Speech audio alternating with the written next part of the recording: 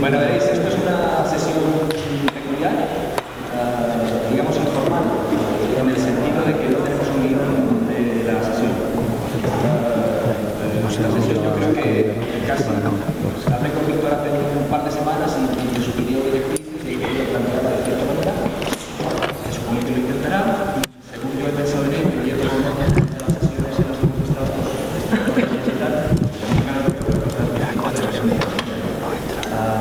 entonces, digamos, el tema es charlar un rato, ¿vale? Lo he apreciado y ya lo he hablado con más gente, que los momentos de charlar durante estos 2 días pues han sido relativamente pocos, ¿no? Porque bueno, pues es el momento dado. Entonces yo creo que vamos lanzando temas, ¿verdad? Víctor y yo tenemos como la responsabilidad un poco de lanzar temas y arrastraros a la conversación. Bueno, en cuanto, esto va a ser como todo, en cuanto empecéis a hablar, ya no nos dejáis hablar a nosotros, ¿no? O sea, pero bueno, eso es lo deseable, ¿no? Entonces, yo no sé, vamos lanzando temas, ¿vale? Y vais entrando en conversación. Arranca. Toma.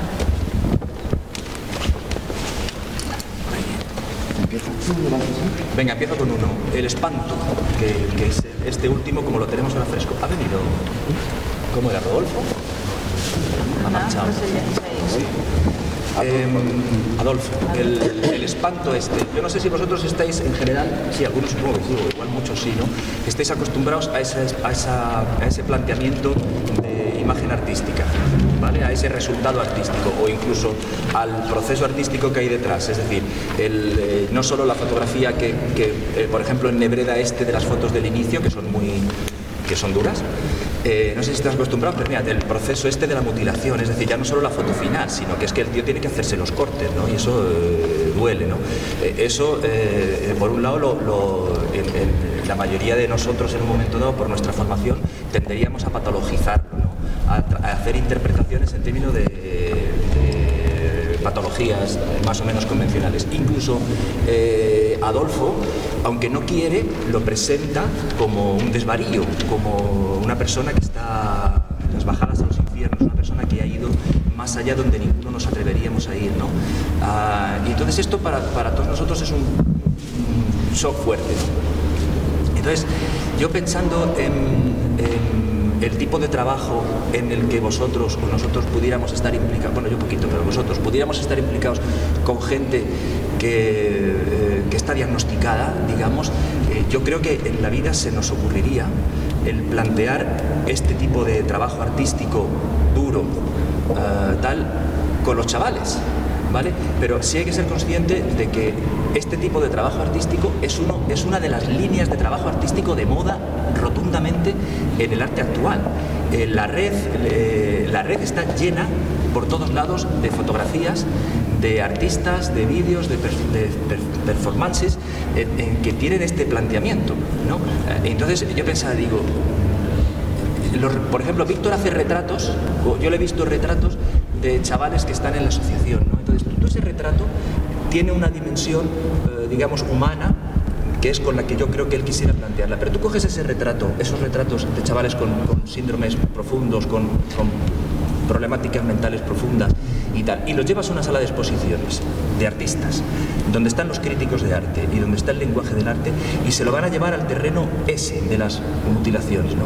Entonces, para nosotros o para vosotros como profesionales que queréis trabajar con chavales usando herramientas artísticas, creo que no vais a poder escapar de esto. Es decir, los críticos os van a reinterpretar como los del arte del espanto, porque estáis trabajando con, perdonadme porque no quiero ser agresivo con ellos, sino decir, estáis trabajando con chavales y con procesos de trabajo que para ellos son ejemplos de estos límites más allá, y sabes que hacen que uno se recree en la barbaridad, en la mutilación, en la deformidad, etcétera, ¿no? Entonces eso es un desafío artístico con el que tendríais que enfrentaros.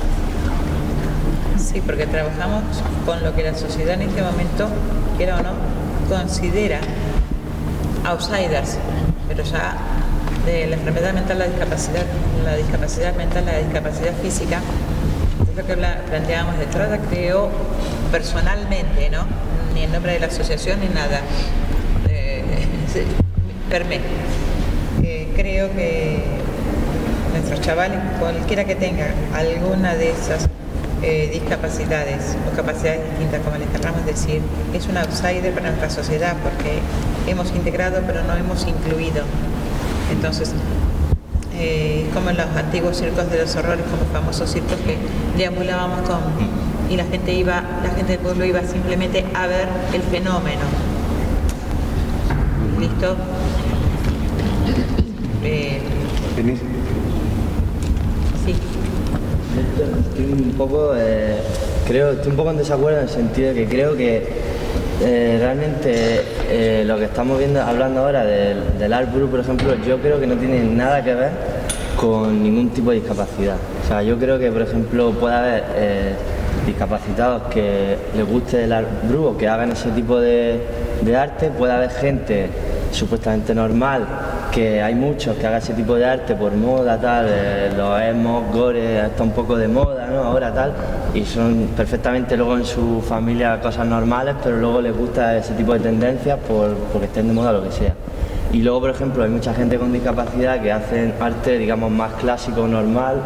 Hay que mirar aquí yo no veo Art Brut casi en ningún sitio, yo veo lo que podría hacer cualquier pintor muy convencional. Entonces, yo creo que tampoco veo la concordancia de decir a discapacidad ya va a ser extravagante, va a hacer cosas raras. No, yo creo que no. Yo creo que simplemente es arte y personas y cada uno hace un poco pues, que no tiene nada que ver una cosa con la otra. Y luego, por ejemplo, creo que los casos que hemos visto anteriores de la exposición, la ponencia de antes, espérate que ahora se me ha ido el hilo. Me he perdido con lo de ahí. Bueno, luego lo recuperaré. Me quedo con eso, con lo que he dicho.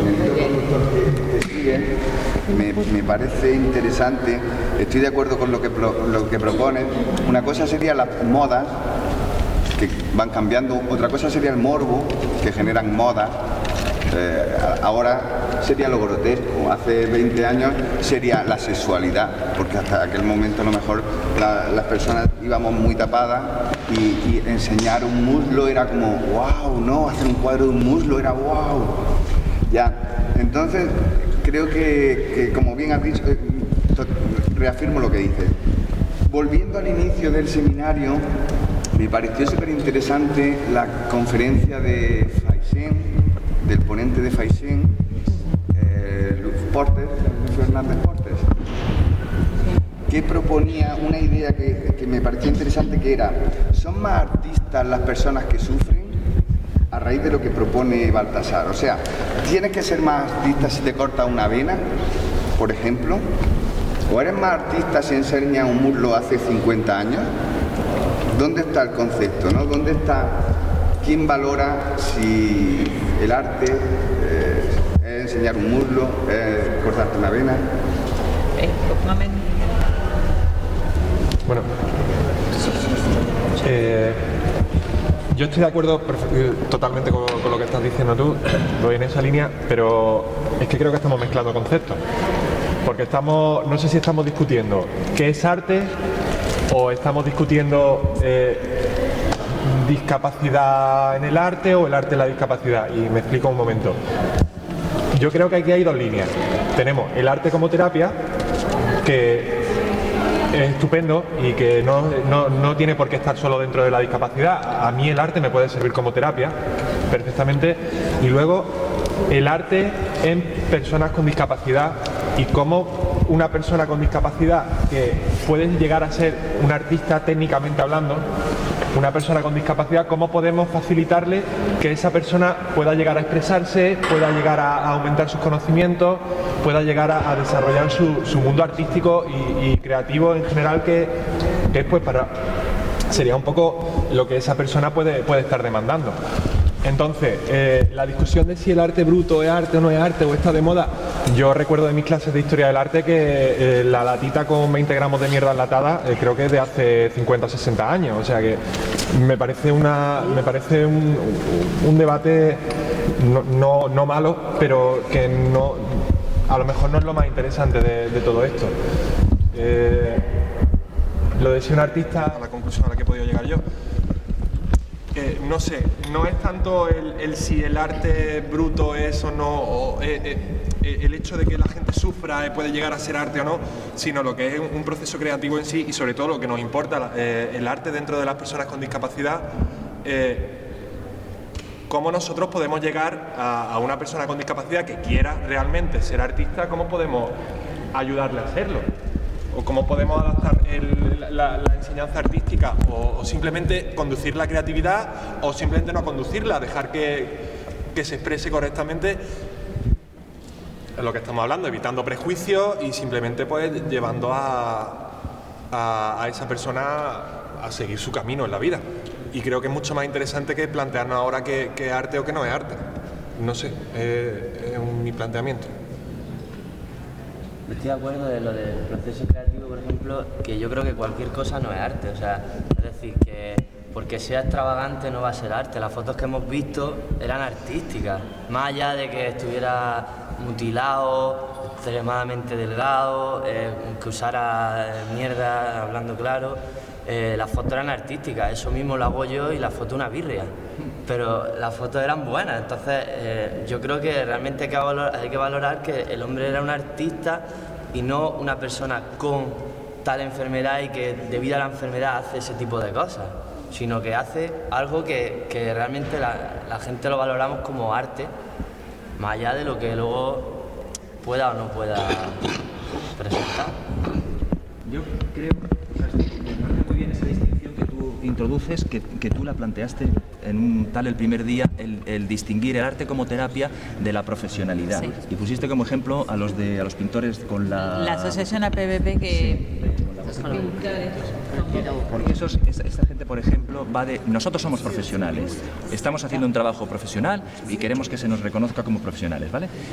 Al romper normalidades, en parte, o una idea que pensaba yo, el romper normalidades, es decir, ¿cómo podemos hacer, que lo habéis dicho también en algunas sesiones ha salido, cómo podemos hacer para que desaparezca la etiqueta, el adjetivo, ¿sabes? De arte de discapacitados, arte de personas con, ¿no?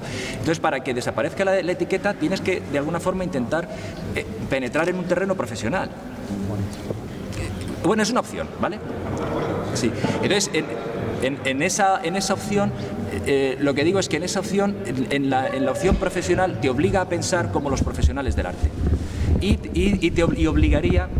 Y obligaría de alguna forma a decir, si vamos a trabajar, es una opción, si vamos a trabajar con personas con discapacidad y buscando ese potencial de llegar a los discursos de la profesionalidad del arte, tenemos que saber cuáles son los discursos de la profesionalidad del arte, los discursos de los críticos, que son los que van a leer, los que van a hacer las lecturas de nuestro trabajo desde los mundos del arte, para entonces saber cómo aproximarnos y buscar las estrategias artísticas en las que queremos posicionarnos. Por favor, voy a discutir también. Sí, perfecto. Espera, tenemos ahora tú, ¿vale? Todos los críticos tienen una misma mirada. Entiendo que una obra termina cuando el espectador la interpreta, porque es un producto y no es un objeto terminado. Entonces, cuando nosotros planteamos si nos vamos a los retratos de Víctor que representan a las personas con discapacidad, no tienes por qué interpretar a personas con discapacidad. Depende el estilo estético que tengan esas obras, remarcarán más una cosa o remarcarán otras. Puedes remarcarlo como monstruos, los puedes remarcar como personas que están trabajando en ese momento. Y tú, como persona que ha creado esas obras, tú también les puedes dar un discurso. Y tu discurso puede ser que quiero poner estas obras en una sala de exposición para que las personas, cuando vean estas obras, digan personas con discapacidad. Error, pues no tienes que caer en ese error. No puedes, porque puedes estar jugando con el juicio que tú sabes que va a tener el público. Entonces, no podemos estar nosotros mismos diciendo que la crítica del arte siempre va a haber discapacidades, porque entiendo que dentro de la crítica del arte y de la historia del arte hay muchas tendencias, y lo que tenemos que hacer es agarrarnos a las tendencias de que esto no es una historia del arte, sino que hay muchas historias del arte, y como muchas historias podemos contar también la nuestra. Y entiendo también que cuando vamos al terreno de arte y discapacidad, podemos abordarlo desde muchos puntos de vista. Lo podemos abordar como ocio, lo podemos abordar como terapia, lo podemos abordar como profesional. En función de cómo nosotros abordemos esas cosas, les vamos a dar un contenido u otro, una forma de hacer u otro. Que tengamos personas que quieren dedicarse a eso, apoyémosle. ¿Cómo? Con medios profesionales. ¿Cómo? Con educación artística. ¿Que queremos hacerlo como terapia? Pues busquemos a los terapeutas para que puedan hacer esas cosas. Y en función de lo que queramos, pues quien quiera ser artista, pues tendrá que meterse dentro de ese contexto de exposiciones, porque entendemos que es una forma también de poder llegar al público y de poder sentirte tú realizada. Y cuando creamos que eso está siendo porque queremos hacer una terapia con ellos y trabajar otras serie de habilidades, pues eso será cosa que él se pueda quedar y que pueda observarlo como algo de donde él ha sacado cosas, o ella. Totalmente. Una cosita y paso la voz.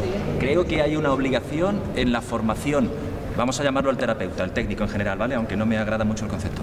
Hay una obligación de tener formación en historia del arte, ¿vale? Que creo que es rotundamente obligatorio. Entonces, en ese marco...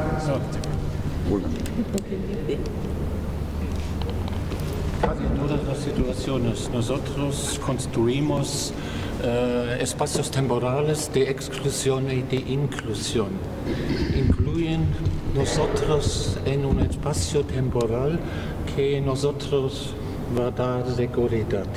Eso es el tema. Y en este espacio construimos formas de diálogos que son posibles en esta situación. Porque nuestra estructura como seres humanos es vivir en diálogos. Y por eso los estereotípicos, los movimientos por los cuales algunas personas se llaman los mismos, son formas de diálogos para superar una situación muy peligrosa para nosotros. En todas las situaciones que no podemos discutir con nosotros, es necesidad proteger nuestra personalidad, y por eso tenemos que construir algunos espacios temporales de exclusión, totalmente excluir todo el mundo. La autista Donna Williams, por ejemplo, escribió que las cosas que nosotros perciben como autismo son formas de autodefensa. Y también la personalidad múltiple tiene la posibilidad de una disociación total, pero es también es también una consecuencia de violencia brutal. El síndrome postraumático es una forma de violencia total y contiene la posibilidad de construir una frontera muy dura frente a todo el mundo. Y eso es importante. Por primero, comprender todas estas formas que nosotros parecen muy extranjeros como formas de defensa, como formas de establecer diálogos para sobrevivir.